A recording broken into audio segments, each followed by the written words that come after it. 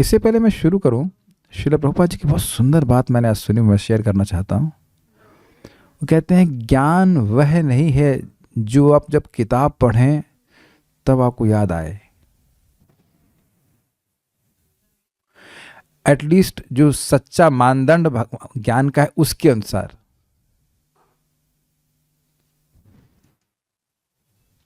यानी कि जो हम लोग सुन रहे हैं थ्योरी में, वो वास्तविक रूप से अनुभूत किया गया ज्ञान है साधकों के द्वारा। जैसे अभयम सत्व समशुद्धि, जिसका चित्त शुद्ध होता है उसको अभय मिल जाता है। वो समझ लेता है कि मैं तो आत्मा हूं, भगवान मेरे परिपालन करने वाले हैं, मेरे स्वामी हैं, मेरे स्वामी हैं, मेरे पालक हैं, वो समर्थ है इत्यादि। ये केवल बोलना अच्छी बात है और पढ़ना ये भी अच्छी बात है, बहुत अच्छी बात है। लेकिन जब हम लोग नाम जप करते हैं, भगवान की भक्ति करते हैं और ये सब बोलते सुनते भी रहते हैं, तो धीरे धीरे ये ज्ञान स्थिर भी होने लगता है। This is very deep. Srila Prabhupada ji का एक अमेजिंग क्वालिटी में देख रहा हूँ कि ऐसे आप अगर ऊपर ऊपर से उनका लेक्चर सुनेंगे तो ऐसा लगेगा हाँ सिंपल लेक्चर, लेकिन वो एक लाइन उनकी ऐसी होती है कि आप use the word shocked. Nice. ज्ञान वह है जो आप नित्य ही धारण किए रहे, दैट इज एक्चुअल नॉलेज। जैसे एक और बात, इसको सिंपल तरह समझे, आप लोग हिंदी बोलना, हिंदी का ज्ञान है या नहीं है? अब समझ में आ गया ना, हिंदी का ज्ञान तो हमेशा ही रहता है ना। यहाँ पे एक भक्त हैं जो हिंदी पढ़ाते हैं, तो ऐसा नहीं कि केवल किताब लेके पढ़ाते हैं, मतलब केवल किताब लेके नहीं पढ़ाते, किताब लेके पढ़ाते हैं, लेकिन हिंदी का ज्ञान है। अब मुझसे पूछा जाए कि जैसे आज मैं पढ़ाऊंगा षष्ठी, अनादर षष्ठी, अनादर के अर्थ में षष्ठी का प्रयोग किया गया। अब उसके बारे में मैं व्याकरण नहीं जानता, मैं खाली पढ़ के उतनी बात समझा दूंगा बस। हाँ, पूरे व्याकरण को संस्कृत में नहीं धारण किया हुआ हूँ, उतनी बात पकड़ के बता दूंगा आपको मैं। तो वह भी अच्छी बात है, ऐसी बात नहीं कि अच्छी बात नहीं है, पढ़ के बताना चाहिए। लेकिन जब हम लोग भक्ति का अभ्यास करते हैं तो वह ज्ञान हम धारण करने लगते हैं। ये बहुत अच्छा है, बहुत अच्छा है। और यह भी आप देख लीजिएगा कि भक्ति करते हैं तो ज्ञान धारण होना शुरू हो ही जाता है। जैसे सिंपल सी बात, अनावश्यक वस्तुओं को ग्रहण नहीं करना चाहिए। तो आप देख रहे होंगे कि अपनी भक्ति करने से, अच्छे से जब कर रहे हैं, भक्ति कर रहे हैं, अपने आप ही, चाहे गृहस्थी हो, चाहे ब्रह्मचारी, चाहे कुछ भी, वो अपने आप ही अनावश्यक वस्तुओं को इकट्ठा नहीं करता है। यह अत्याहार कहलाता है ना। तो ये थोड़ा दिखता है कि कैसे भगवान हमारी मदद कर रहे हैं, ये दिखता है। तो क्या आप लोग को यह भी दिखता है कि भगवान को गाइड कर रहे हैं? मतलब मैनी टाइम्स, जैसे आपको, मैं स्पेशली जब देखता हूँ कि मैं क्लास तैयार कर रहा होता हूँ, कोई बात नहीं समझ में आती है, सोचता नहीं कैसे, क्या लिखा है, इसका क्या मतलब है। तो ये मतलब कहाँ से आया, इसका ये मतलब, ओ अच्छा, मतलब संगत बैठ जाती है। हाँ, ये सही बोल रहा है, सही बात आ रही है। Clearly you can see Krishna is helping, clearly एकदम दिख रहा है कि भगवान हेल्प करते हैं। और यह सब होगा जब हम लोग प्रामाणिक गुरु के मार्गदर्शन भक्ति करेंगे। जरा इसको समझ ले। यहाँ पे हम लोग वापस चलते हैं 4.34 भगवद गीता में। तद विधि प्रणिपाते न परिप्रश्ने न सेव्या उपदेक्षन्ति ते ज्ञानम ज्ञानिनः तत्वदर्शिनः। तुम एक प्रामाणिक गुरु के पास जाओ, वैष्णव के पास जाओ, और प्रणिपात अर्थात नम्र भावना रहे, परिप्रश्न अच्छे प्रश्न करो, आध्यात्मिक प्रश्न करो, और सेवा जैसा वो कार्य सेवा को बताएं वह करें। तो उपदेक्षन्ति ते ज्ञानम, तब वह उपदेश देंगे ज्ञान का। क्यों? ज्ञानिनः तत्वदर्शिनः, वह तत्वदर्शी हैं, वह ज्ञानी है। तो आप पूछेगा कि व्यक्ति ज्ञान से क्या हो जाएगा, तो कहते हैं कि यज ज्ञात्वा, उस ज्ञान को जानकर, पढ़कर केवल नहीं, केवल उसको जानकर, आत्मसात करके, यज ज्ञात्वा न पुनर्मोहम एवं यास्यसि पांडव। इस प्रकार से हे पांडव, जो तुम मोह को प्राप्त हो रहे हो कि मैं यहाँ का क्षत्रिय हूँ, ये सब मेरे बंधु बांधव हैं, इनसे मैं कैसे युद्ध कर सकता हूँ, दोबारा प्राप्त नहीं होगे। तो आप समझ गए ना बात। ज्ञान अगर हृदय में स्थिर है व्यक्ति के, अगर ये तीन चीज करता है, प्रामाणिक गुरु के पास जाता है, तो वह ऐसा वो ज्ञान देंगे भगवान के संबंध में, वो ज्ञान हृदय में स्थिर हो जाएगा, हृदय को शुद्ध करेगा, वो ज्ञान में हृदय में स्थिर हो जाएगा, और उसकी वजह से व्यक्ति का मोह सदा के लिए नष्ट हो जाएगा, वो कभी मोहित नहीं होगा। ये सब प्रभाव एक प्रामाणिक वैष्णव के अंतर्गत भजन करने से होते हैं। और हम लोग को प्रामाणिक वैष्णव कौन है भाई, कौन जरा बताइए। ऐसी भक्ति वेदांत स्वामी श्रील प्रभुपाद। आप देखिए, हम लोग मंगल आरती करते हैं, जब करते हैं, भागवत पढ़ते हैं, गीता पढ़ते हैं, ऐसा शेड्यूल शायद ही कोई व्यक्ति इस तरह से बताया हो, बिल्कुल सेट करके। श्रील प्रभुपाद जी कितनी सुंदर बात है, जो सबसे बड़ा साधन है भगवान के नाम का जप, वह सुबह ही रख दिए हैं, रख आज्ञा वही दी है कि सुबह कर लो। अब शिष्य करना रहा हो एक अलग बात है, शिष्य या शिष्य के शिष्य जो भी कह लीजिए, हम सभी के शिक्षा गुरु श्रील प्रभुपाद जी हैं, तो वो बताए हैं कि सुबह माला कर लो। अब तुम नहीं कर रहे हो, उसकी वजह से तुम्हारा नुकसान है, वो हमारा नुकसान है, वो तो अलग बात है। बहुत सुंदर तरह से प्रभुपाद ने समझाया है कैसे हम लोग भक्ति के 5 अंगों का अनुशीलन करके प्रगति कर सकते हैं। तो अगर कहें कि आप क्या है, प्रामाणिक है कि अप्रामाणिक हैं, अगर मैं श्रील प्रभुपाद जी के आचार्यों की बात को आप सामने रख रहा हूं, तो प्रामाणिक को मैं कहूँ भाई दोपहर में भी साधना कर सकते हो। जब अब नहीं टाइम है तो दोपहर में करो, लेकिन वह रिकमेंडेशन नहीं है। Is that okay with the devotees? तो प्रामाणिक होना बहुत आसान है अगर आप प्रामाणिक व्यक्ति की बात को रिपीट कर रहे हैं, ठीक है, और उसका वही प्रभाव होगा जो कि आप अगर साक्षात उस व्यक्ति से सुनते तो होता। दिस इज कॉल्ड परंपरा। गुरु तत्व, शिक्षा गुरु तथा दीक्षा गुरु दोनों ही श्री कृष्ण के दास हैं। This is called self realization. अब ये बड़ी इंटरेस्टिंग बात है, आपको इसमें क्या इंटरेस्टिंग बात है, देखिए। गुरु भगवान का प्रतिनिधि, प्रभुपाद समझाते हैं, तो प्रतिनिधि किसी व्यक्ति का है, तो आप ये बात मानते हैं कि कोई व्यक्ति किसी का प्रतिनिधि है तो वो उसका सबऑर्डिनेट होगा? Is it sinking in? मान लीजिए मैं कहूं कि आप मेरे प्रतिनिधि हैं, मैं आपका प्रतिनिधि नहीं हूं, आप मेरे प्रतिनिधि हैं, तो आप तुरंत कहेंगे हाँ मैं आपका प्रतिनिधित्व करूंगा, मतलब जैसा आप कहेंगे वैसा मैं बोलूंगा। क्लियर? तो जो प्रामाणिक गुरु है वह जानता है कि वह श्री कृष्ण का सेवक है, तो श्री कृष्ण क्या चाहते हैं, स्वामी क्या चाहते हैं, वैसे वह बोलेगा। वो यह बोलना नहीं शुरू करेगा कि तुम भी भगवान, मैं भी भगवान, हम सब भगवान, यह भगवान कृष्ण नहीं चाहते। क्लियर? तो कोई भी गुरु अगर ऐसा कहता है कि हम सभी लोग भगवान हैं, या अभी नहीं लेकिन बन जाएंगे तपस्या करके, तो वह गुरु नहीं है। देखिए, इस जगत में बहुत ध्यान से सुनिएगा, इस जगत में कुछ लोग तपस्या करके प्रभावशाली जरूर हो जाते हैं, लेकिन इसका अगर वह परंपरा में नहीं है तो वह सही ज्ञान ठीक प्रकार से नहीं दे पाएंगे। जीव श्री कृष्ण का दास ही है और कुछ नहीं है। उसमें अलग अलग रस आ सकते हैं, अलग बात है, वो आगे की बातें होंगी, लेकिन मुख्य बात यह है कि वह श्री कृष्ण का सेवक है और वह श्री कृष्ण को प्रसन्न करने वाले कार्य करता है। I hope it's all clear. बहुत सिंपल बातें हैं, लेकिन कोई भी गुरु अगर भगवान को अप्रसन्न करने वाली बात बोल रहा है तो वह भगवान का सेवक है, ऐसा उसकी अनुभूति नहीं है।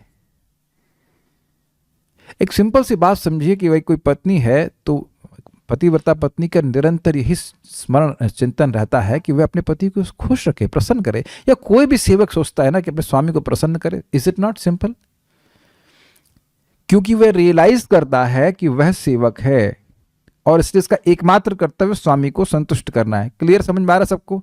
तो जब हम लोग सुनते हैं कि एक सेल्फ रियलाइज व्यक्ति को भगवान अपने एक सेल्फ रियलाइज व्यक्ति को अपने गुरु के रूप में स्वीकार करना चाहिए, तो इसका मतलब बहुत क्लियर है। जो यह स्वीकार कर रहा है कि मैं कृष्ण का सेवक हूं और कृष्ण की इच्छा के अनुसार कार्य कर रहा है, तो वह है सेल्फ रियलाइज्ड।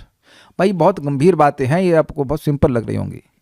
जो लोग यह कह रहे हैं कि हम भगवान हैं, तुम भगवान हो, उन्हें कोई सेल्फ रियलाइजेशन है ही नहीं, क्योंकि सत्य के बिल्कुल विपरीत बात बोल रहे हैं।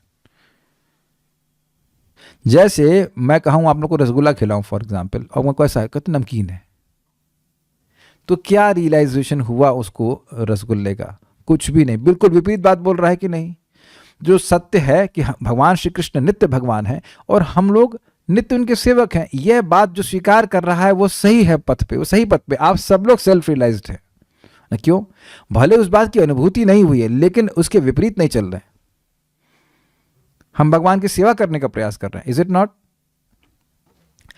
तत्व से दोनों ही ब्रजवासी हैं एवं श्री कृष्ण की शक्ति के प्रकाश हैं। ये क्या मतलब हुआ? ब्रजवासी का मतलब क्या हुआ? ब्रजवासी का मतलब यह नहीं हुआ मात्र कि ब्रज में जो जन्म लिया, अर्थात मतलब यह हुआ कि ब्रज में सबके जीवन का केंद्र कौन है? भगवान कृष्ण।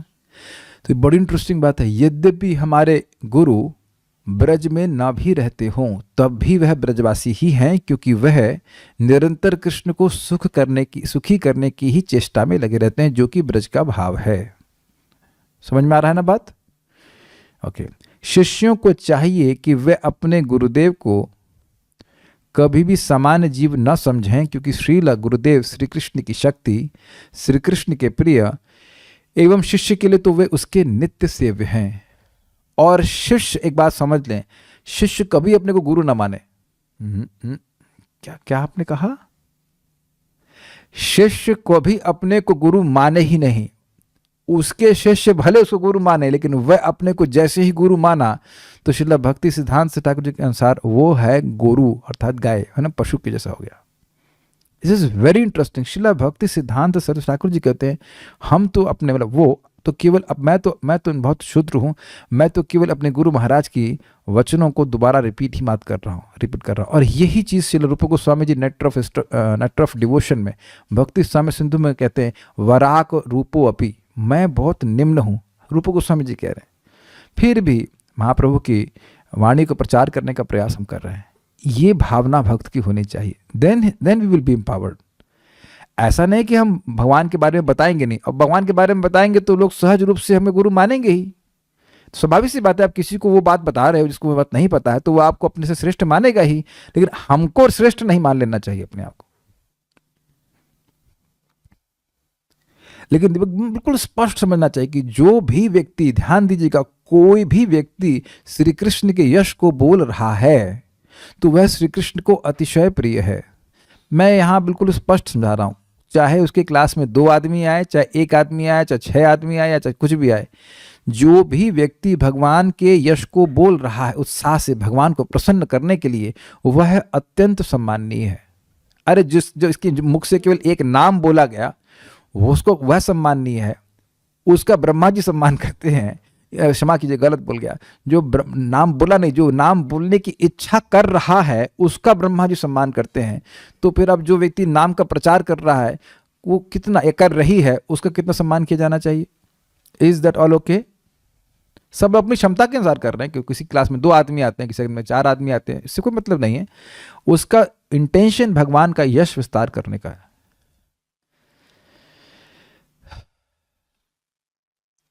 एक बात समझें आप, बड़ी इंटरेस्टिंग से,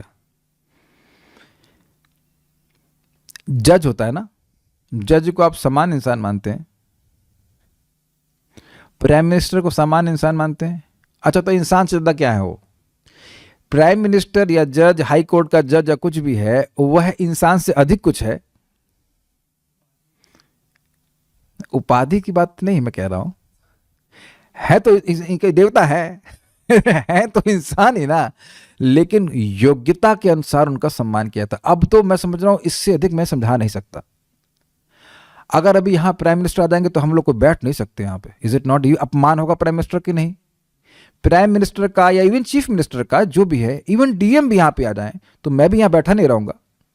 है वो इंसान ही, लेकिन उनका सम्मान उनकी योग्यता के अनुसार किया जाता है। Is it all okay? तो अब गुरु हैं तो गुरु भी तो शरीर में ही हैं, वो बुखार हो सकता है, खांसी हो सकती है, या और भी कुछ कठिनाइयां हो सकती हैं। श्रील प्रभुपाद जी भी अभी लेक्चर दे रहे थे, तो उसमें वह भक्ति स्वामी सिंधु के 2 श्लोकों को मिक्स करके बोलती है। लेकिन इसी बात को परम पूज्य जयद्वैत महाराज ने प्रभुपाद से पूछा कि प्रभुपाद जी, हम कभी कभी भौतिक दृष्टि से देखते हैं कि आप कुछ त्रुटि कर देते हैं श्लोक बोलने में ऐसे करके। तो प्रभुपाद ने कहा, यस दिस, ये भौतिक दृष्टि है। समझ आया? ये भौतिक दृष्टि से जो सोचना है, गुरु जो बोल रहे हैं उसका उद्देश्य क्या है? The intention is to glorify Krishna, भगवान श्री कृष्ण का यश बोलना। बहुत ध्यान से सुनिए इस बात को। भगवान के यश का विस्तार करना, भगवान श्री कृष्ण को भगवान के रूप में स्थापित करना ही एक प्रामाणिक गुरु का उद्देश्य होता है। Absolute is sentient thou has proved, परम सत्य एक व्यक्ति हैं, वह प्रमाणित करते हैं शास्त्र के आधार पर, यही गुरु का कर्तव्य है। Impersonal calamity though has removed, और निर्विशेषवाद का खंडन करते हैं, निर्विशेष शून्यवादी पाश्चात्य देश तारने। तो ये उद्देश्य रखकर ही कोई वैष्णव बोलते हैं। अब उसमें कुछ लैंग्वेज की कोई त्रुटि हो जाएगी तो उसकी वजह से सोचो अरे ये परफेक्ट है, अगर ये परफेक्ट है तो ये श्लोक कैसे गड़बड़ कर गए। तो यह भौतिक दृष्टि है। आध्यात्मिक दृष्टि से हमको समझना चाहिए कि इंटेंशन क्या है। उद्देश्य है भगवान के यश को बोलना, उसको बोलने की उत्कट लालसा। तो इसीलिए श्रीला गुरुदेव श्री कृष्ण की शक्ति, श्री कृष्ण के प्रिय एवं शिष्य के लिए तो वे उसके नित्य सेव है। नित्य सेव है मतलब ऐसा नहीं कि आज सेवा कर रहा है और कल नहीं। अरे ये सब बड़ी गंभीर बातें हैं। चलिए आगे बढ़ते हैं। शुद्ध वैष्णवों का ऐसा मत है कि गुरुदेव को साक्षात श्री कृष्ण नहीं समझना चाहिए। ऐसा नहीं है कि गुरु जी के ही वपु से अनंत ब्रह्मांड बाहर निकल रहे हैं। अब आप सोचेंगे ऐसा कौन सोच सकता है, लेकिन एक संप्रदाय है, सो कॉल्ड संप्रदाय। पुणे में मैं गया था, पुणे मंदिर में, तो वहाँ कुछ हम पीसीओ के पास गए थे, किस कारण से गए थे मुझे याद नहीं है। तो वहाँ महाविष्णु जैसी फोटो लगी हुई थी, जिनके शरीर से अनंत ब्रह्मांड निकले हुए। आप लोगों ने फोटो देखी है कई बार। बट मुझे एक संदेह हुआ, ये महाविष्णु मोटे कैसे हैं, मतलब लाइक तोंद उनकी ऐसे निकली हुई थी और गंजे थे। हाँ, उनका ये क्या हो रहा है। भगवान विष्णु के बाल ना हो और उनकी तोंद हो, ऐसा तो आपने कभी देखा नहीं। तो पहले तो हमको देखा कि ये ब्रह्मांड बाहर निकल रहे हैं, हमने कहा ये भगवान तोंद कैसे निकल आई। तो पास में जाके मुझे विश्वास ही नहीं हुआ, क्योंकि हम तो महाविष्णु का ही फोटो देखे थे आज तक। भगवान तो बड़े सुंदर लगते हैं ना, लाइक स्लिम ट्रिम उनका रहता है, फैमिली पैक तो रहता है नहीं उनका। तो अब बड़ा हमको आश्चर्य हुआ। बाद में जाके अरे ये तो शक्ल भी मैच नहीं कर रही। तो वस्तुतः वो भगवान महाविष्णु के गले के ऊपर अपने गुरु जी का फोटो चिपका दिए थे। तो गुरु को ही भगवान बना देते हैं। और ऐसा भी मायावादी लोग खूब करते हैं कि हमारे गुरु ही भगवान है। पता है क्यों? आज गुरु जी भगवान है और जब मैं गुरु बन जाऊंगा तब मैं क्या बन जाऊंगा? मैं भी भगवान बन जाऊंगा। तो देखिए, भगवान की कृपा की मूर्ति है, इसीलिए समझना चाहिए भगवान की कृपा का प्रतिनिधित्व गुरु कर रहे हैं। फिर से रिपीट कर रहा हूं, प्रामाणिक गुरु भगवान के प्रतिनिधि हैं। तो कैसे प्रतिनिधि हैं? भगवान के कृपा अंश के प्रतिनिधि हैं। वे भगवान का ज्ञान दे रहे हैं, भगवान की भक्ति के बारे में सिखा रहे हैं, और ये सबसे बड़ी कृपा है हमारे ऊपर। लेकिन ऐसा नहीं है कि वह अब भगवान के समान वह अब अनंत ब्रह्मांडों की सृष्टि भी कर रहे हैं। That will be wrong. तो श्री कृष्ण के अति प्रिय हैं, इसलिए श्री कृष्ण से अभिन्न है। इनको प्रसन्न करूंगा तो श्री कृष्ण प्रसन्न होंगे। बिल्कुल स्पष्ट है। आपके जो इमीडिएट बॉस है, आप तो आचार्य में ही ना वरुण प्रभु, तो आप जानते हैं कि आपके जो जस्ट नीचे वाले हैं वो आपको बाईपास तो नहीं करते होंगे। आपको प्रसन्न करेंगे तो आप तुरंत रिकमेंड कर देंगे ऊपर वाले बॉस को। तो आप अपने बॉस का प्रतिनिधित्व अपने जूनियर्स के लिए कर रहे हैं। इट्स वेरी सिंपल, कुछ उसमें कठिनाई तो है नहीं।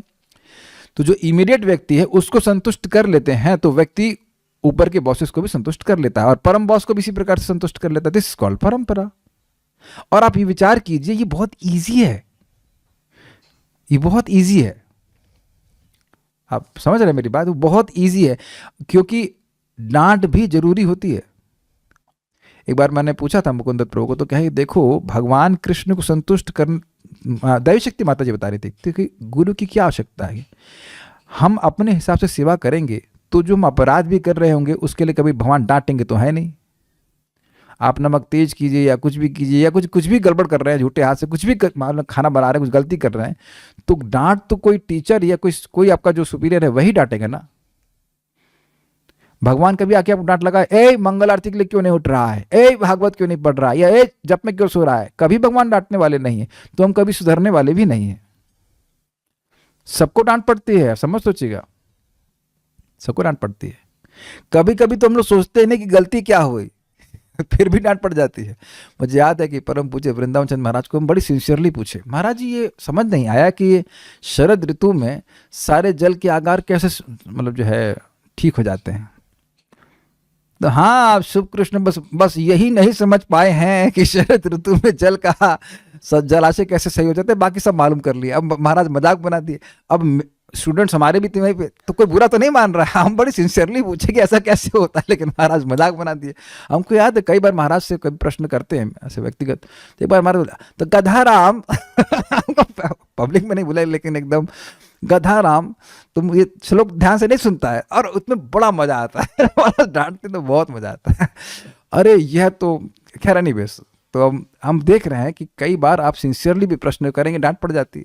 लेकिन हम लोग सिंसियर, कभी कभी हमारी सिंसियरिटी में भी फुलिशनेस होती है, हम सब में होती है भाई, सब में होती है। हम बेवकूफ़ी आप लोग अगर विचार करें अपने पूर्व लीला को, तो हम लोग भक्ति में आने के बाद बहुत सी बेवकूफ़ियाँ करते हैं। We do so many mistakes, everyone make mistakes. लेकिन ये कोई सुपीरियर की कृपा ही है कि वे हमको बता रहे हैं। लेकिन ध्यान दीजिएगा, वो वाकई हमारा वेलविशर होना चाहिए, ये आप सुनिश्चित कर लीजिए, ये विश्वास होना चाहिए। तब आप देखेंगे कि वो हमारे हित के लिए बोल रहे हैं, भगवान नहीं बोलते।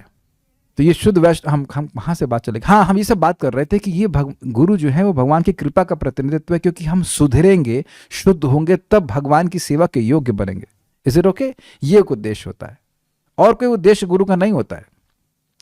शुद्ध वैष्णव का ऐसा मत है कि गुरुदेव को साक्षात श्री कृष्ण नहीं समझना चाहिए, साक्षात श्री कृष्ण की कृपा समझना चाहिए। कृपा मूर्ति, श्री कृष्ण मूर्ति नहीं कह रहे हैं, श्री कृष्ण कृपा मूर्ति। ऐसी भक्ति वेदांत स्वामी श्रील प्रभुपाद। सबको समझ में आ रहा है ना बात? ठीक है।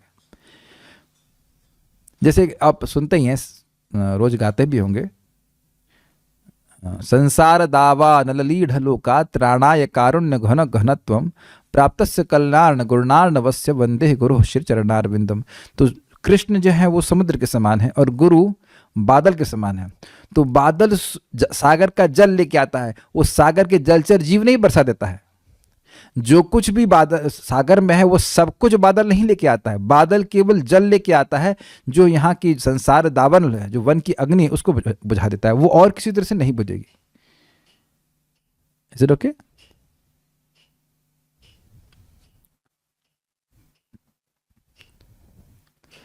तो यह समझना कि गुरु भगवान है, यह गलत बात है, यह मायावाद है। ओके, गुरुदेव को श्री कृष्ण समझना शास्त्र दृष्टि से अनुचित है, इसे मायावादी मत कहते हैं। स्पष्ट समझ में आ गया कि ऐसा क्यों कहा जा रहा है?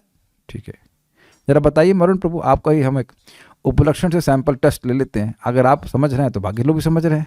मतलब ऐसा नहीं कह रहा, आप बुद्धिमान है, अच्छा स्टूडेंट समझ रहा है तो बाकी लोग भी समझ रहे हैं। हाँ बताइए, क्यों गुरु को कृष्ण मानना यह मायावादी मत है? क्योंकि वो अभी उनको भगवान समझ रहा है, फिर वो सोचेगा कि जब मैं गुरु बनूंगा तो मैं भगवान बन जाऊंगा। बस, और मायावादी मतलब ही वो कहेगा कि भाई हम सब लोग बस माया से ढके हैं, ज्ञान हो जाएगा तो हम सब भगवान हो जाएंगे। तो ऐसा लग रहा है कि वह गुरु का प्रेम कर रहा है, और वो दिखेंगे खूब सेवा कर रहे हैं, सब कर रहे हैं, लेकिन वह कपट कर रहा है, क्योंकि अंततोगत वो भगवान बनना चाहता है। प्रश्न है, सिंस कहाँ गए? Since one cannot visually experience the presence of the super soul, he appears before us as a liberated devotee. Such a spiritual master is none other than Krishna himself. Prabhuji, it has been said that spiritual master is Krishna himself. अच्छा, अब यहाँ पे चैतन्य चरितामृत आदि लीला 1.58 पे कहा गया है, शुभांशी माता जी ने प्रश्न किया। अच्छा प्रश्न है, बहुत अच्छा प्रश्न है, कि क्योंकि व्यक्ति अंतर्यामी का साक्षात दर्शन नहीं कर सकता है, इसलिए वह भगवान एक मुक्त भक्त के रूप में प्रकट होते हैं। भगवान के रूप में प्रकट होते नहीं बोलते। देख लीजिए, ऐसा आध्यात्मिक गुरु कृष्ण से नन अदर देन कृष्णा। अब इसका संस्कृत देखना पड़ेगा, इंग्लिश को नहीं, एक मिनट में संस्कृत देखना पड़ेगा। संस्कृत नहीं, ये है आदि लीला 1.58। ये अच्छा प्रश्न है, बहुत अच्छा प्रश्न है, क्योंकि देखिए इंग्लिश से जब अनुवाद करते हैं तो बातें थोड़ी सी स्पष्ट नहीं होती हैं। कृष्ण से भिन्न नहीं है और कृष्ण है, वो दोनों में अलग हो जाती है बात। हाँ, कृष्ण से भिन्न ना होना और कृष्ण ही होना, इसमें अंतर है।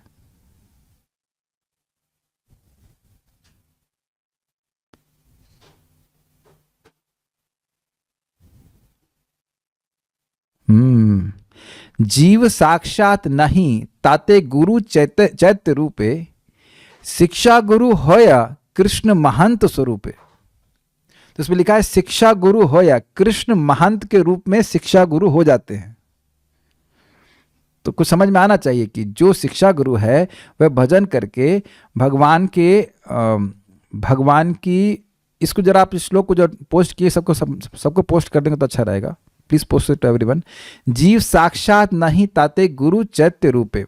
जो चैत्य गुरु हैं, परमात्मा है, उनको साक्षात अनुभव नहीं कर सकता है। भगवान सारे ज्ञान से युक्त हैं परमात्मा, लेकिन वह साक्षात तो जीव को आध्यात्मिक ज्ञान नहीं देते हैं। फिर लिखा हुआ है शिक्षा गुरु होया कृष्ण महंत स्वरूपे। कृष्ण शिक्षा गुरु होते हैं महंत के स्वरूप में, एक मुक्त पुरुष, एक मुक्त डिवोटी के रूप में। तो भक्त के रूप में आ रहे हैं ना। अब अगर मैं ये कहूं कि अगर आप एकदम भेद नहीं देख रहे हैं तो क्या गुरु ही गोपियों के संग लीला कर रहे हैं? ये बात तो कहने में खराब लग रही है, लेकिन मैं एक बात समझाने के लिए ऐसा कह रहा हूं। ना ना ना ना, ऐसा नहीं, ऐसा नहीं, ऐसा नहीं है।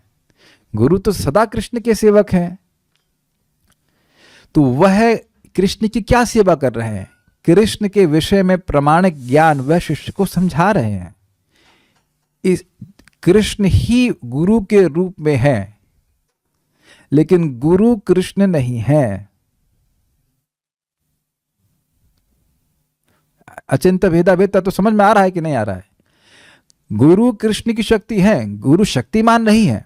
उनको भगवान श्री कृष्ण का ज्ञान देने की, ज्ञान दूसरे बद्ध जीवों को देने की शक्ति भगवान कृष्ण प्रदान की है। लेकिन अब अनंत कोटि ब्रह्मांडों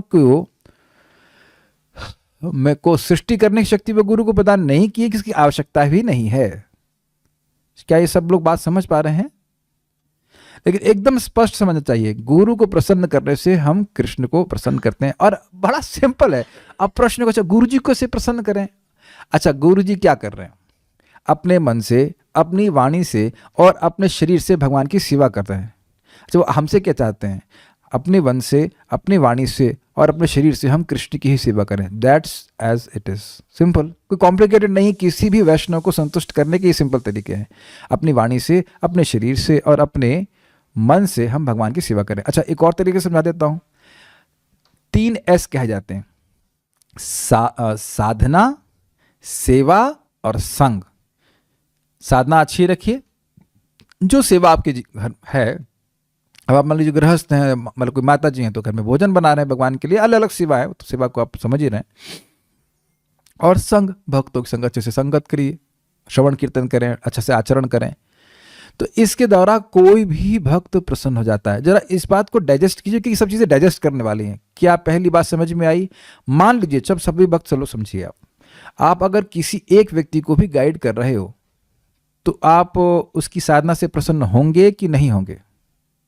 ये है, मान लीजिए किसी को कहा कि 2 माला करो, तो 2 माला कर रहा है, आप खुश हो जाओगे? आप लोग भक्त हैं, चलिए ठीक है। नेक्स्ट, अगर वो कुछ भगवान को आपने बताया कि भगवान को बेटा भोग लगाओ, ये आरती करो, तो वह करना शुरू कर रहा है, जितना भी उसका सामर्थ्य है, आप लोग प्रसन्न हो जाएंगे। अच्छा, और उसके बाद वह भक्तों से बड़े नम्र व्यवहार कर रहा है, नया भी है या नई भी है, जैसे भी कह लीजिए, और नम्र आचरण कर रहा है, बड़े विनम्रता से व्यवहार कर रहा है, तो क्या आप लोग प्रसन्न हो जाएंगे? अच्छा, अब और कौन सा फैक्टर रह गया प्रसन्न होने के लिए? Is it all clear? सहज रूप से आपके पास अगर आशीर्वाद देने की शक्ति है भी, आप प्रसन्न होंगे कि नहीं? अरे बड़ा अच्छा डिवोटी। यही जब भी आप कहे, ध्यान दीजिएगा, जब भी आप कहते हो कि यार ये व्यक्ति बहुत अच्छा है, यार बोल दिया, क्षमा कीजिए, मतलब भाई ये बहुत अच्छा व्यक्ति है, अच्छा डिवोटी है, जबकि नया भी क्यों ना हो, यही 3 चीज़ आप देखते हो। साधना अच्छी है, वह सेवा कर रहा है अच्छे से, और वह अच्छे से भक्तों से बर्ताव करता है कि नहीं? ज़्यादा ज्ञान ना हो, लेकिन ये इतनी 3 चीज़ों को अगर स्टेबल करके चलता है तो निश्चित रूप से आप प्रसन्न हो जाओगे। तो जैसे आप प्रसन्न हो जाएंगे, आप लोग भक्त हैं, तो गुरु भी वैसे प्रसन्न हो जाएंगे, वो तो और कृपालु हैं, दयालु हैं। Is it all okay with the devotees? कुछ ऐसा नहीं कि कोई बहुत ट्रिक लगानी है कि हम गुरु जी को ऐसे प्रसन्न करें, कुछ हिडन ट्रिक को, कुछ गुरु जी नई नई बात बताते हैं, ऐसा कुछ नहीं। नई बात बतानी ही नहीं है, वो सब पुरानी बात बतानी है। अच्छा, एक इंटरेस्टिंग बात आ गई। ये जो भी श्लोक कहा गया, इसमें प्रभुपाद जी अनुवाद किए हैं कि भक्त मुक्त भक्त के, भगवान एक मुक्त भक्त के रूप में प्रकट होता है। तो कहेंगे आई मुक्त, बहुत सारे कॉम्प्लिकेशन हो जाएंगे। आप कहेंगे भाई ये जो व्यक्ति इस देह में है वह तो बद्ध है ना, वो तो बद्ध है ना, बद्ध है नहीं। इहा यस्य हरेर्दास्य कर्मणा मनसा गिरा निखिलासु अपि अवस्थासु जीवन मुक्त स उच्यते। समझ में आ गया? यही कठिनाई है। अगर व्यक्ति सोचे कि गुरुजी की तो आज जुकाम हो गया, उनको क्या कहते हैं, बुखार हो गया, तो यह तो बद्ध है। जी नहीं, जिस व्यक्ति की भगवान श्री कृष्ण की सेवा की इच्छा मात्र है, सेवा करने की तो बात छोड़िए, इच्छा मात्र है, मन से, वाणी से, कर्म से किसी तरह से वह कृष्ण की सेवा की इच्छा करना चाहता है, तो वह किसी भी अवस्था में मुक्त है। ये बार बार सुनना होगा। कि नहीं तो व्यक्ति सोचेगा अरे गुरुजी ने तो धोती ठीक से नहीं पहनी, और बस तुम्हारा दिमाग ठीक नहीं है। प्लीज क्षमा कीजिएगा, हम थोड़ा कठोर बोल रहे हैं, लेकिन ऐसी बुद्धि आ सकती है।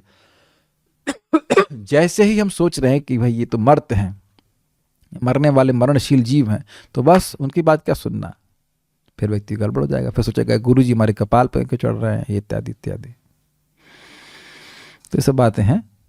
तो श्री कृष्ण की कृपा से अभिन्न है, कृपा मूर्ति हैं। अतः गुरुदेव को श्री कृष्ण की शक्ति व श्री कृष्ण का प्रिय जानकर जो शिष्य सदैव उनकी सेवा करता है, वह गुरु सेवा के प्रभाव से संसार से पार हो जाता है। गुरु पूजा, सबसे पहले गुरु पूजा करनी चाहिए, इसके पश्चात श्री कृष्ण की पूजा करनी चाहिए। गुरु पूजा के समय गुरुदेव को श्री कृष्ण का प्रसाद अर्पण करना चाहिए, अर्थात पूजा के समय तो पहले गुरु पूजा करें तथा गुरु जी से अनुमति लेकर श्री राधा कृष्ण जी की पूजा करें। परंतु भोग लगाते समय पहले भोग भगवान श्री राधा कृष्ण जी को अर्पित करें, तत्पश्चात उनका प्रसाद श्री गुरुदेव जी को अर्पित करें। गुरुदेव जी से आज्ञा लेकर श्री कृष्ण की पूजा करें तथा श्री गुरुदेव का स्मरण करते हुए मुख से भगवत नाम का कीर्तन करें। बहुत अच्छे पॉइंट से समझिए। देखिए, जो लोग दीक्षित हैं वो अपने गुरु जी के द्वारा करेंगे, और जो दीक्षित नहीं है अभी, वह प्रभुपाद जी के द्वारा करेंगे।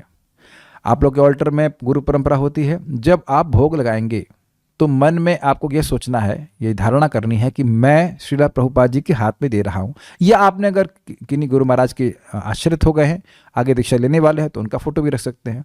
तो मैं योग्य नहीं हूं, मैं तो बना के लाया, भगवान गुरु महाराज को दे रहा हूं, वह भगवान को अर्पित करेंगे। आप गुरु महाराज को भोग नहीं लगा रहे हैं,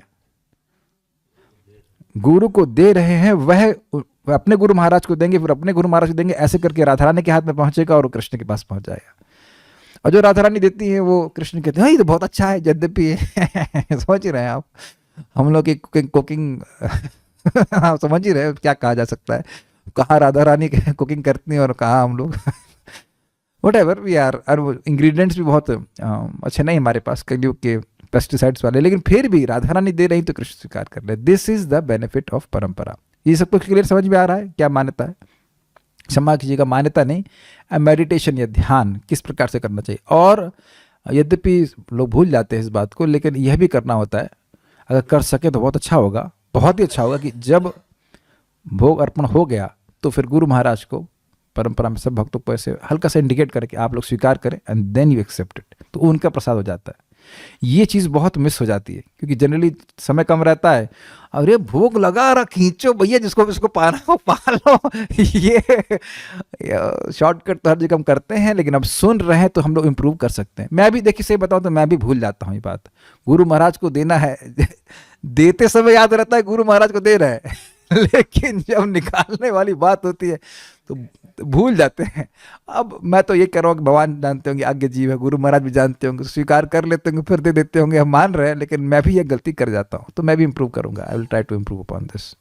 छोटी छोटी बातें देखिए भक्ति की हैं ना, एटिकेट की बातें है ना। मान लीजिए कोई श्रेष्ठ वैष्णव है, सुपीरियर वैष्णव है, आप उनको बोलिए प्रभु जी आप इसको भोग लगा दीजिए। जब भोग लग गया तो आप खुद से गप्पा से खाने लगे और प्रभु जी को पूछे ही नहीं, तो कहेंगे ये क्या तरीका है, ये तो अच्छी बात नहीं है। हम भोग लगाने की मशीन है क्या समझ रखा है। तो ये आप देख लीजिएगा। हाँ, दूसरा बात यही तो, एक तो भोजन की बात हुई, उसके अलावा जब भी हमसे मान लीजिए अगरबत्ती अर्पित करते हैं, ये जैसे आप लोग दीप दान करते हैं, तो अब आप लोग को पता नहीं, लेकिन जैसे मेरे महाराज का फोटो है, गुरु महाराज का, तो पहले मैं महाराज को परमिशन लेता हूँ कि यू आर एक्चुअली ऑफरिंग, और उसके बाद भगवान को अर्पित करता हूँ। फिर जब हम भगवान को अर्पित कर देते हैं तो फिर गुरु महाराज को हम वो आरती दिखाते हैं और फिर हम स्वीकार करते हैं। Is it all okay with the devotees? इसमें एक और बात ध्यान देने वाली है कि गुरु महाराज को वापस आरती दिखाने से पहले आपको तुलसी देवी को दिखाना होगा, and then you offer to guru Maharaj, and then आप गुरु महाराज को दीजिए, उसके बाद फिर आप अन्य भक्तों को देंगे। इस thing I think is very clear. जो आरती कर रहे हैं समझ रहे होंगे, कुछ लोग नहीं समझ रहे होंगे, ना जानते होंगे, तो हम समझा रहे हैं। अगर आपकी दीक्षा नहीं भी हुई तो आप प्रभुपाद जी को ऐसे कर सकते हैं, कोई कठिनाई नहीं है। और यही चीज़ है, हम लोग स्मरण कर सकें तो नाम उच्चारण करने से पहले गुरु महाराज का प्रणाम मंत्र बोल सकते हैं, प्रभुपाद जी का प्रणाम मंत्र बोलते ही होंगे, मतलब जस्ट बोल रहा हूँ, और उनके आशीर्वाद को, उनकी ब्लेसिंग्स को स्वीकार करके फिर व्यक्ति नाम उच्चारण करे। This is very important. ये हमें भूलना नहीं चाहिए कि हम कृतज्ञता जरूर ज्ञापित करें। जैसे महाभारत के युद्ध के पहले युधिष्ठिर महाराज जाकर के द्रोणाचार्य और भीष्मदेव से आशीर्वाद मांगे थे। इन दो से कृपाचार्य से मांगे थे कि हमको याद नहीं, लेकिन इन दो से तो मांगे थे। और ने कहा था, मैं जहाँ तक स्मरण कर रहा हूँ कृपाचार्य से भी मांगे थे, ये तीनों ही इनके गुरु हैं। तो उन्हें कहा था कि यदि तुम आशीर्वाद नहीं मांगते तो हम तुमको निश्चित शाप देते, लेकिन आज तुम यहाँ पे आए, तुमने कृतज्ञता ज्ञापित करी, तो अब हम तुमको आशीर्वाद देते हैं कि विजयी भव। ये देखिए, so don't forget this, don't forget this. सुबह का भजन शुरू करते हैं और हम लोग देखिए क्लास के पहले भी प्रभुपाद जी का स्मरण करते हैं। गुरु का स्मरण करना बहुत इंपॉर्टेंट है, उनकी कृपा से ही हम लोग आगे कुछ बढ़ सकते हैं। जस्ट टेक हमर लेट्स चैंट द प्रणाम मंत्र ऑफ प्रभुपाद।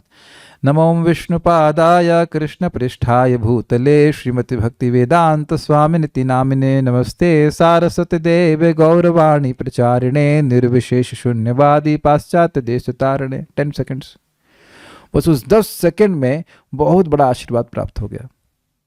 जैसे हम लोग भागवतम से पहले सुखदेव गोस्वामी का स्मरण करते हैं, ये हम कोई टाइम नहीं पास करने के लिए कुछ कर रहे हैं, वो एक नियम है कि जो भागवत बोलने वाले हैं उनको इस प्रकार से गुरु और देवता का स्मरण करना चाहिए। ये बहुत बड़ी बात है कि आज हम लोग अपना 16 माला कर पाए। आप सामान्य बात मत समझिए, बहुत बड़ा यज्ञ है कि उनके आशीर्वाद से हो रहा है कि हम अपने सारे अनर्थों के बावजूद टिके हुए। एक बात समझने का प्रयास कर रहे हैं, जो इस प्रकार के महान वैष्णव हैं वह हम सब जीवों पर कृपा करने के लिए कातर हैं, मतलब वो परेशान है कृपा करने के लिए। कैसे कृपा दे, कैसे कृपा नहीं दे पाएंगे तो परेशान हो जाएंगे। I mean this is amazing. आप मेरी बात समझ, जैसे लोग हम जगत में कामातुर है, आतुर, आतुर शब्द, कातर भी नहीं, आतुर शब्द, लगे वो उतावले हैं कृपा देने के लिए। Please try to understand this, उतावले हैं। और क्या इसका प्रमाण है? श्रील भक्ति सिद्धांत ठाकुर जी का स्टेटमेंट है, विदेश में जाकर अगर मुझे मांस भी खिलाना पड़े तभी मैं खिलाऊंगा अगर वो हरे कृष्ण मंत्र करने के लिए तैयार है। यानी इतना ज़्यादा आतुर है सेवा करने के लिए। श्रील भक्ति सिद्धांत ठाकुर जी मंदिर का निर्माण करवा रहे थे, तो और जो मंदिर के मजदूर थे उनको बीड़ियाँ चाहिए थी, तो बीड़ी को रोल कर रहे थे वो खुद अपने हाथों से। दिस इज अमेजिंग कि ये मंदिर बनेगा, इससे कितने बुद्धिजीवियों को लाभ मिलेगा, ये सब लोग सेवा कर रहे हैं, मैं इनकी सेवा करता हूँ। This is beyond what we can understand. तो आप समझ पा रहे हैं, इनकी दया की हमें भिक्षा मांगनी चाहिए। What is the difficulty in being humble? What is the value in being proud? एक हम पढ़ेंगे फिर रुकेंगे। यद्यपि हम इसमें बहुत स्लो जा रहे हैं, लेकिन देखिए ये सारी बातें जो हम पढ़ रहे हैं उसको आप इमीडिएटली समझ रहे होंगे कि हमें आज से अप्लाई करना शुरू करना होगा। And then we will see the transformations. गुरु के प्रति किस प्रकार की श्रद्धा रखना उचित है? यदि कोई गुरु की अवज्ञा करता है तो उसका अपराध होता है। तब इस प्रकार के अपराध से उसके भक्ति मार्ग में बाधा उत्पन्न होती है, क्योंकि भगवान अप्रसन्न होते हैं। गुरु श्री कृष्ण तथा वैष्णवों में समबुद्धि करते हुए, अर्थात उनकी पूज्य भाव से सेवा करते हुए जो श्री हरिनाम का आश्रय ग्रहण करते हैं वे ही शुद्ध भक्त हैं और वे शीघ्र ही भवसागर से पार हो जाते हैं। मतलब गुरु के प्रति आदर बुद्धि, श्री कृष्ण के प्रति पूज्य बुद्धि, गुरु पूज्य हैं, श्री कृष्ण पूज्य हैं और वैष्णव भी पूज्य हैं। इन तीनों में भेद देख रहा है। इज इट ओके कि ये वैष्णव हैं, ये गुरु हैं। वैष्णव सभी सम्माननीय हैं, लेकिन सभी लोग हमारे शिक्षा गुरु नहीं हो सकते। हमारे शिक्षा गुरु मतलब उन सबके सभी लोग हमें शिक्षा देंगे, ऐसा तो नहीं होने वाला है। और कभी कभी आप देख सकते हैं कि सबकी शिक्षा आप स्वीकार भी नहीं कर सकते हो, क्योंकि आपके हर व्यक्ति आपके स्वभाव को नहीं समझ रहा है। लेकिन इसका अर्थ यह नहीं कि आप सम्मान नहीं करेंगे। और श्री कृष्ण तो पूज्य हैं ही। भेद देखते हुए भी पूज्य रूप से संबुद्धि रखनी है, तो वह बहुत जल्दी भवसागर को पार हो जाते हैं। तो बिल्कुल देखिए फॉर्मूले बताए जा रहे हैं कैसे हम लोग जल्दी पार हो जाएंगे। और डीले अगर हो रही है तो हमारी गलती की वजह से ही डीले कर रहे हैं। अच्छा, एक और इंटरेस्टिंग बात है कि ये भव सागर से पार होने का मतलब क्या है। इस जगत में रहते हुए भी व्यक्ति भव सागर से पार हो जाता है अगर वह मिथ्यांकार से रहित हो जाता है। ये मिथ्या अहंकार, आप समझ रहे ना, ये मिथ्या अहंकार कि मैं देह हूं, इसी वजह से तो हम भोगने का प्रयास कर रहे हैं जगत में। अन्यथा ये शरीर तो केवल दुख ही देता है, लेकिन बार बार मिथ्या अहंकार आप देखते होंगे कि चढ़ जाता है सर पे और सोचता नहीं नहीं भोग करके तुम सुखी हो जाओगे। हम गलत तो नहीं कह रहे हैं। तो ये गुरु की कृपा से ही हो पाता है। वो कृपा मतलब उनको प्रसन्न करेंगे तो हमारी प्रगति हो जाएगी, बिल्कुल स्पष्ट है। ये बात आगे आप 7वें स्कंद में सुनेंगे। कह रहे इस अनर्थ के लिए ये करना चाहिए, इस अनर्थ के लिए वह करना चाहिए, लेकिन अंत तो कहते हैं कि गुरु की सेवा के द्वारा ही सारे अनर्थों को व्यक्ति पार कर जाएगा। और बार बार समझने का प्रयास करें, सेवा का मतलब होता है यथा कामम यथा कालम, जो समय है और जैसी गुरु की इच्छा है वैसे व्यक्ति को भजन करना चाहिए, वैसे सेवा करनी चाहिए, तो गुरु प्रसन्न होंगे। मान लो श्रील प्रभुपाद जी यहाँ होते, मान लो मतलब व्यक्तिगत रूप से होते, तो मैं जो समझ रहा हूँ पहली चीज़ तो वही पूछते कि क्या तुमने 16 माला कर ली कि नहीं। और ऐसा प्रभुपाद ने किया भी है। एक बार प्रभुपाद जी कहीं गए थे मंदिर में, तो एक माता जी 16 माला नहीं कर रही थी, प्रभुपाद जी की शिष्या थी। तो प्रभुपाद उन्हीं को पूछ लिए तुमने आज 16 माला करी कि नहीं करी ना। This is heavy. एकदम प्रभुपाद आपकी आंखों में आंखें डाल करके पूछ रहे हैं कि तुमने 16 माला करी कि नहीं करी। उसने कहा नहीं। प्रभुपाद ने कहा भाई, जैसे भी डांट लगाए, क्यों ऐसा तुमने किया। तो वो चुप रह गए क्योंकि वहां के प्रेसिडेंट ने बोला था कि अगर तुम सेवा कर रही हो। ओह नो वॉइस, आवाज आ रही है। हरे कृष्णा। ओके, मैं कह रहा था कि वहां के प्रेसिडेंट ने वो माता जी माला नहीं कर रही थी, तो तथाकथित रूप से वो प्रेसिडेंट क्या बोले, क्यों बोले नहीं समझ आया, लेकिन प्रेसिडेंट ने बोला कि अगर तुम सेवा कर रही हो तो माला नहीं करने से भी चलेगा। प्रभुपाद जी तो ऐसा नहीं कहे। तो कभी कभी अथॉरिटी थोड़ा सा ये गड़बड़ कर देते हैं, ऐसा नहीं करना चाहिए। इसीलिए प्रभुपाद जी ग्रंथों को पढ़ना चाहिए ताकि समझ में आए कि प्रभुपाद जी हमसे क्या चाहते हैं। ये गुरु, और जो गुरु महाराज हैं वो कुछ अलग बात नहीं चाहते। समझ में आ रहा है। आपने अपने गुरु महाराज को गुरु के रूप में क्यों स्वीकार किया? क्योंकि वे श्रील प्रभुपाद जी के प्रतिनिधि हैं, है ना। मैं कई बार बोला हूं, इसीलिए दीक्षा लेने से पहले व्यक्ति को सुनना चाहिए कि क्या ये प्रभुपाद जी की बात को स्वीकार करा रहे हैं कि नहीं, वही शिक्षा दे रहे हैं कि नहीं दे रहे हैं। तो फिर जब वही शिक्षा दे रहे हैं तो शिक्षा में भेद कैसे आ जाएगा? Is that okay?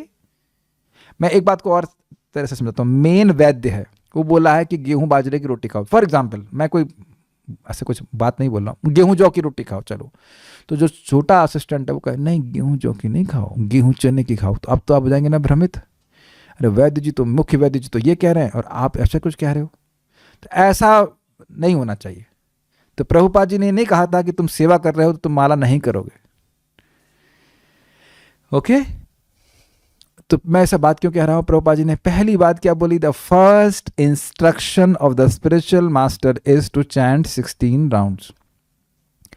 पहला आज्ञा आध्यात्मिक गुरु का है कि 16 माला का जप करना। और आप दीक्षा के समय भी यही बोलोगे, मैं व्रत लेता हूं कि मैं रोज 16 माला का जप करूंगा। उसके बाद अब कहते हैं कि हम 4 नियमों का पालन करेंगे। गलत तो नहीं कह रहे हैं, जिनकी भी दीक्षा हो गई वो इस बात को स्वीकार करेंगे। तो पहला इंस्ट्रक्शन है ना ये, तो पहले इंस्ट्रक्शन को पहले करना चाहिए। जैसे खाना बनाते हैं तो उसमें सबसे पहले जीरा डालते हैं, सब्जी बनाते हैं।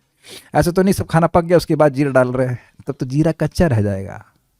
आप लोग बुद्धिमान है, समझ ही रहे हैं कि सारा काम निपट गया, हाँ चलो भाई माला कहाँ, 10 बजे रात के 10 बजे माला करना बैठ रहे। आज ही प्रभुपाद जी अपने लेक्चर में कह रहे हैं 1.1.19 में कि 1 घंटे का ब्रह्म मुहूर्त वो दिन के 5 घंटे के बराबर है।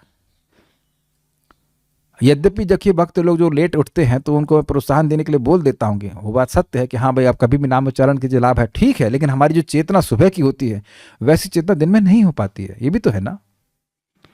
तो दोनों चीजें बैलेंस करके देखिए। अगर लेट हो जाए तो उसका मतलब ये नहीं कि जब ना करें, लेकिन रोज ही लेट हो ये उचित नहीं है। ठीक है, प्लीज उसको ध्यान से रखें। जो साधक अपने गुरु में दृढ़ श्रद्धा रखते हैं, क्या मतलब है ये चीज तो लोगों को समझ ही नहीं आती। इसका मतलब क्या है? गुरु जी में श्री गुरु चरण रति, यही मतलब है ना। और दृढ़ श्रद्धा का मतलब क्या है? गुरु जी एकदम सही बोल रहे हैं, यह है दृढ़ श्रद्धा का मतलब। हरे कृष्ण मंत्र के द्वारा यह है ते सर्व सिद्धि है तुम्हारी, यही प्रभुपाद जी बोल रहे हैं। श्रीमद चैतन्य महाप्रभु बोल रहे हैं ये एकदम सही है, ये एकदम सही है। मैं आज यहां पे हूं तो मैं बोल रहा हूं, इस बात को बहुत ध्यान से सुनिएगा। श्री चैतन्य महाप्रभु राधा कृष्ण के सम्मिलित अवतार हैं। यस, एकदम क्लियर। राधा रानी को पता है कि कृष्ण कैसे संतुष्ट होते हैं। यस, तो चैतन्य महाप्रभु को पता है कि कृष्ण कैसे संतुष्ट होते हैं। राधा भाव द्वितीय सुललितम नवमी कृष्ण स्वरूपम, वह श्री कृष्ण है लेकिन राधा रानी के भाव को लेके आते हैं। एकदम क्लियर है ना। तो महाप्रभु ने हमें बोला है हरे कृष्ण मंत्र करने के लिए, हमें और किधर भी मन नहीं लगाना चाहिए। और अद्भुत बात है, कभी कभी इस्कॉन के भक्त भी ऐसा सोचते हैं कि इसमें राधा रानी का नाम कहाँ है। आप लोग क्या साइंस ऑफ सेल्फ रियलाइजेशन भी नहीं पढ़े हैं? शायद नहीं पढ़े हैं तभी ऐसा सोच रहे हैं, नहीं तो प्रभुपाद जी वहाँ हरे कृष्ण मंत्र का प्रसिद्ध लेक्चर है, उसकी ट्रांसक्रिप्शन वहाँ लिखे हैं कि ये हरे, ये श्रीमती राधा रानी के लिए संबोधन है। अरे संबोधन हरे कृष्ण मंत्र राधा रानी का ही संबोधन है। हे श्रीमती राधा रानी हरे हरे हरे कृष्णा, हे श्रीमती राधा रानी हमें भगवान श्री कृष्ण की सेवा में नियोजित कीजिए, ये राधा रानी को ही संबोधन है। पता नहीं क्या सोच रहे हैं लोग, हमको बड़ा अजीब लगता है।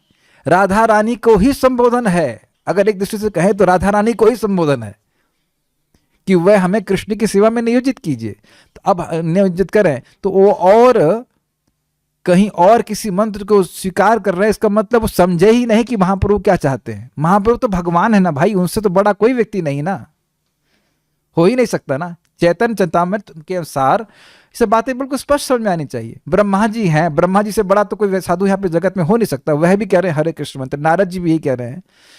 अब मेरी बात समझ रहे, मैं क्यों कह रहा हूं ये बात? क्योंकि प्रभुपाद जी के समय में भी, प्रभुपाद जी अमेरिका में थे, हाँ, और उनका शिष्य यहाँ वृंदावन में आया और प्रभुपाद जी के ही गॉड ब्रदर उनको दीक्षा दे दिए। तो प्रभुपाद बहुत क्रोधित हुए, उन्होंने कहा कि देखो मेरा शिष्य तो मूर्ख है, उसको नहीं पता, लेकिन इन्होंने इसको दोबारा दीक्षा दी, यह इससे यह प्रमाणित करना चाहते हैं कि मैं यानी प्रभुपाद जी प्रमाणिक गुरु नहीं है। जब प्रभुपाद जी धराधाम पे थे तब भी ऐसा हो रहा था और ये आज भी ऐसा होता है। लोग कहते हैं ना इस्कॉन का गुरु तो ऐसा नहीं। अरे भाई तुम रिस्पॉन्सिबिलिटी ले नहीं रहे हो, ना तुम ले सकते हो और तुम उसकी श्रद्धा को हिला रहे हो। आप प्लीज, मैं हाथ जोड़ कर प्रार्थना कर रहा हूं इस बात से, प्लीज इस बात की से भ्रमित मत होना। प्रभुपाद जी जो बता रहे हैं, उन्होंने बताया वो शास्त्र के द्वारा सम्मत है। जो जो बात प्रभुपाद जी बताते हैं वो शास्त्र के द्वारा सम्मत है। अन्य लोग बहुत सारी बातें बता देंगे, जो उनसे पूछ लो कि कौन से शास्त्र में लिखा, करते नहीं हमारा अनुभव है। तो भाई हम ये नहीं कह रहे हैं उनका अनुभव नहीं हो सकता है, होगा कि नहीं होगा, लेकिन हम कुछ नहीं जान रहे हैं। हमें तो शास्त्र से बताओ। प्रभुपाद जी का एक लाइन बता दीजिए कि शास्त्र के बाहर बोलते हैं प्रभुपाद, कभी भी ऐसा नहीं बोलते। It's so nice about Shrila Prabhupada, क्योंकि इसी कारण से प्रभुपाद जी के जाने के बाद भी हम सब लोग सीख पा रहे हैं कृष्ण कॉन्शियसनेस। आप लोग इस बात को समझ रहे हैं? तो बिल्कुल दृढ़ विश्वास होना चाहिए कि भगवान के नाम उच्चारण के द्वारा और ये हरे कृष्ण मंत्र के द्वारा ही हम भगवान की सिद्धि प्राप्त करेंगे। इसीलिए प्रभुपाद बार बार अपने पुस्तकों में भी पूरा महामंत्र लिखते हैं। मैं एक सिंपल सी बात बता रहा हूँ, बहुत अच्छी बात, बहुत सिंपल सी बात।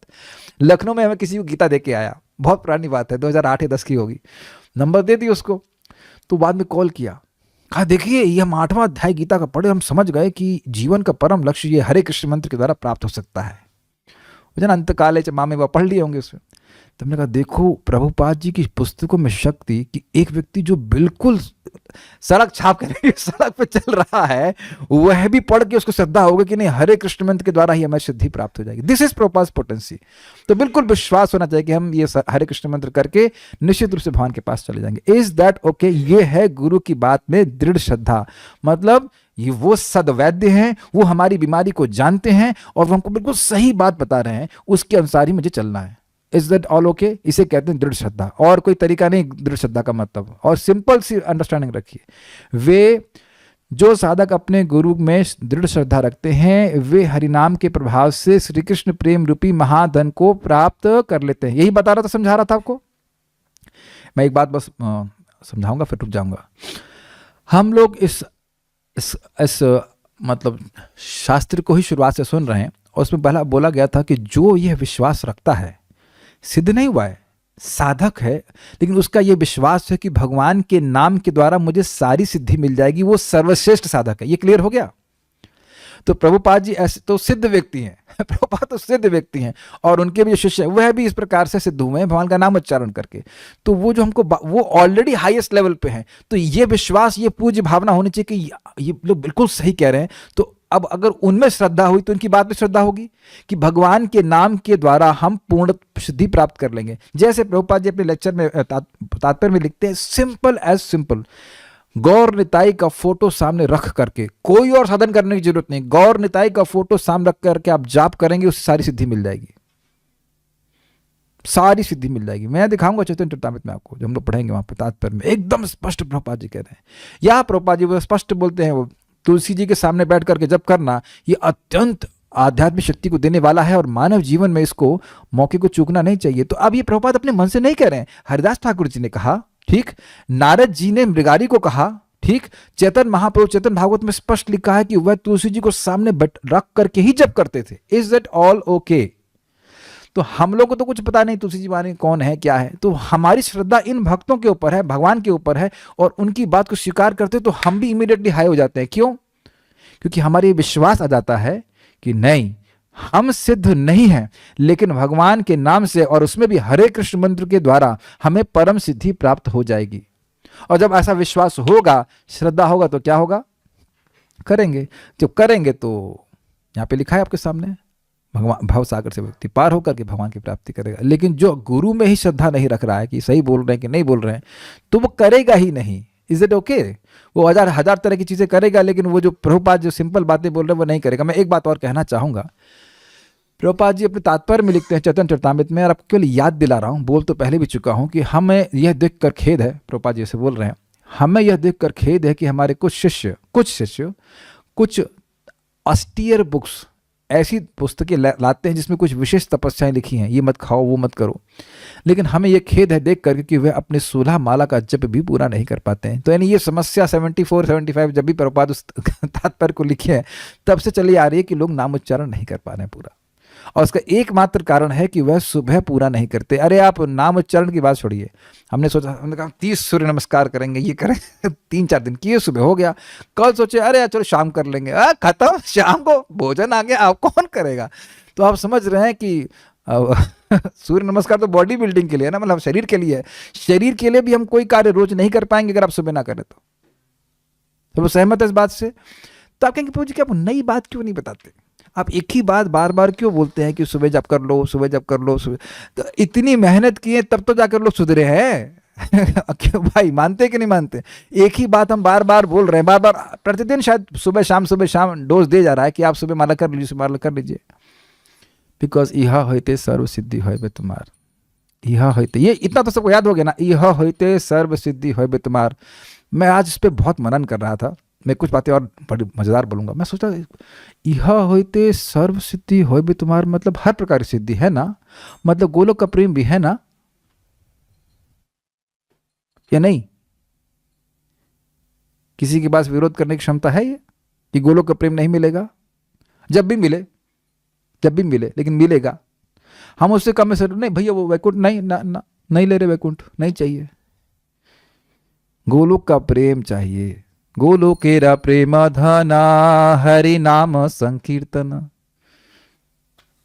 मैं इस पे कुछ और भी कहना चाहता हूं। आप लोग रिकरिंग समझते हैं?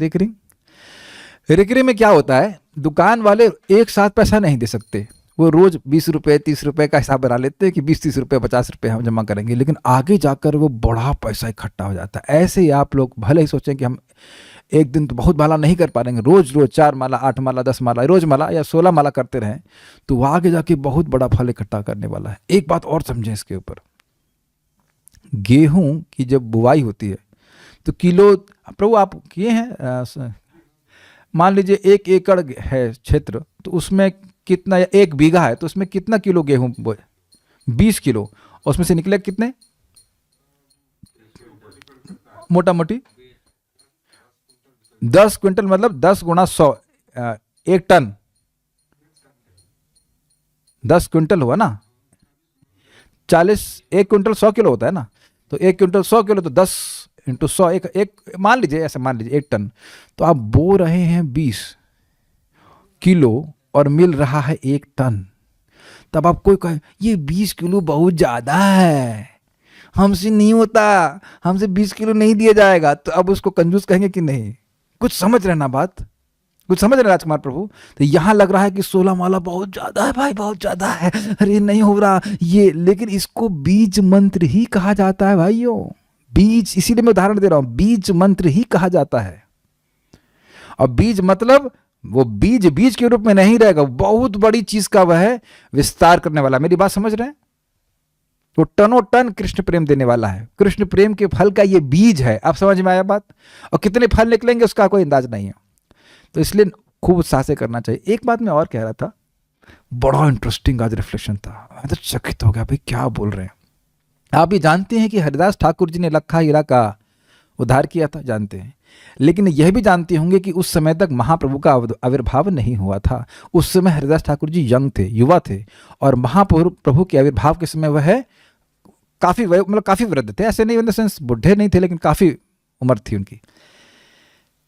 उसको भी चैतन्य चरितामृत कहा गया है। मैं समझा पा रहा हूं? यह भी चैतन्य महाप्रभु की लीला का भाग है कि हरिदास ठाकुर जी उनके पहले ही आए और लखा हीरा को हरे कृष्ण मंत्र देकर के भगवान का प्रेम प्रदान किया। मैं समझा पा रहा हूं? Is it sinking in? यानी कि हरे कृष्ण मंत्र सदा ही शक्तिशाली है, भगवत प्रेम देने वाला। आप पढ़ चुके हैं आदि अंत लीला चैप्टर 3 पढ़ लीजिएगा। हरिदास ठाकुर जी का गुणगान, हरिदास ठाकुर जी का गुणगान किया जा रहा है कौन से ग्रंथ में? चैतन्य चरितामृत में। तो यानी कि चैतन्य महाप्रभु के चरित्र, गुण, लीला आदि से हरिदास ठाकुर जी की लीला ये अभिन्न है। ये सब स्वीकार कर रहे हैं कि बात नहीं? Is it okay? तो अब हम लोगों का जो उद्धार हो रहा है वह भी चैतन्य चरित्र से भिन्न नहीं है। यद्यपि भक्तों का नाम चैतन्य चरितामृत में नहीं आ रहा है। कुछ समझ में आ रहा? और यह भी आपने देखा कि हरिदास ठाकुर जी की कृपा से, जो हरे कृष्ण मंत्र के रूप में थी, उस लखा हीरा को चैतन्य चरितामृत में मेंशन प्राप्त हो गया, जिसको श्रीमद् भागवतम से भी श्रेष्ठ मतलब और हायर लेवल का ग्रंथ कहा जाता है। This is the mercy of a Vaishnava. It's not amazing? बहुत सारी बातें कह सकते हैं। आप कुछ आनंदिनी शशिलेखा माता जी कहना चाहती हैं? वेल, कहने का तो समय नहीं है। आप चैट पे कुछ पोस्ट कर सकेंगे तो कर दें, अन्यथा तो संभव नहीं होगा। जस्ट मेक यू को होस्ट फॉर दैट। तो बस मैं खाली बार बार ये बात बोलना चाहता हूँ, इस प्रकार से बड़ी उत्साहित रहे, नामोच्चारण करता रहे तो निश्चित वह प्राप्ति करेगा। क्या कुछ और कह रहे हैं ना? Okay, so will stop here. Shri हरिनाम चिंतामणि की जय, श्रील प्रभुपाद की जय, निताई गौर प्रेमानंदे। एक बात और, लास्ट बात। लोग सोच सकते हैं कि हम बहुत स्लो जा रहे हैं, क्या दिक्कत है? कुछ जो बातें बोली जा रही हैं उसको अगर हम स्वीकार कर लें तो हमारा पूरा जीवन ही टर्न अराउंड हो जाएगा। Is it not? मैं एक बात बोलूँगा तो पक्का छोड़ दूंगा आपको। हमको बार बार वो बात याद आती है, जो गुरु की बात पर दृढ़ श्रद्धा वाली बात है ना, उस पर मुझे याद आ रहा है प्रभुपाद जी की बात, जो कि उनसे पूछा गया था परम पूज्य जय द्वैत महाराज के द्वारा। प्रभुपाद जी, बहुत आसान लगता है 16 माला का जप, 4 नियमों का पालन और इसी जन्म में गोलोक की प्राप्ति। हम कई बार इस बात को बोल चुके हैं। तो प्रभुपाद घूमे और अपनी केन को जमीन में गाड़ दी और कहे कि क्या सोचते हो कि मैं झूठ बोल रहा हूं? मैं अब आप लोगों को समय नहीं पता, मतलब मेरे पास है यहाँ पे, लेकिन भक्ति मैं पढ़ाऊंगा बृहत भागवतामृत, तो वहाँ स्पष्ट लिखा है कि गोप कुमार गोलोक से आए, ब्राह्मण को वही मंत्र दिए जो उनको प्राप्त हुए थे, गोपाल मंत्र आदि। और जब वो देखिए कि उस ब्राह्मण के मंत्र उच्चारण के बाद भी भगवान का प्रेम नहीं उत्पन्न हो रहा है, तो उसके सर पे हाथ रख दिए। इसमें एकदम स्पष्ट लिखा है, सर पे हाथ लगते ही उनकी, यानी कि गोप कुमार की, जो कि स्वरूप सिद्ध भक्त हैं, उनकी कृपा से उनमें प्रेम प्रकाशित हो गया। So we must try to understand this. Prabhupada ji चाहते हैं कि हम 16 माला कम से कम जप करें, कम से कम 16 माला का जप करें भाई, बड़े गड़बड़ है। कम से कम 16 माला का जप करें और 4 नियमों का पालन करें और इस आंदोलन को दूसरे लोगों को भी मतलब देने का प्रयास करें। This is what is wanted bye Srila Prabhupada. अधिक जप करें बहुत अच्छी बात है, लेकिन इतना तो जरूर करें और इस प्रकार से प्रभुपाद को प्रसन्न करने का प्रयास करेंगे। देखें क्या होता है, विश्वास रखिए। हम एक और बात कहेंगे, हमको परम पूज्य जयप्रताप महाराज की बड़ी अच्छी बात लगती है। वो कहते हैं कि भाई देखो, कोई कह रहा है कि 16 माला करके मैं तो गारंटी दे रहा हूँ प्रभुपाद के आधार पर कि जो 16 माला जप करेगा, 4 नियमों का पालन करेगा, वह भगवान के पास चला जाएगा। लेकिन जो ये कह रहा है कि ये नहीं जाएगा, उसके बारे में मैं कुछ नहीं कह सकता कि वो जाएगा कि नहीं जाएगा, बिकॉज वह श्रील प्रभुपाद जी की बात पे आक्षेप कर रहा है। सो हम लोगों को श्रद्धा से जीना है।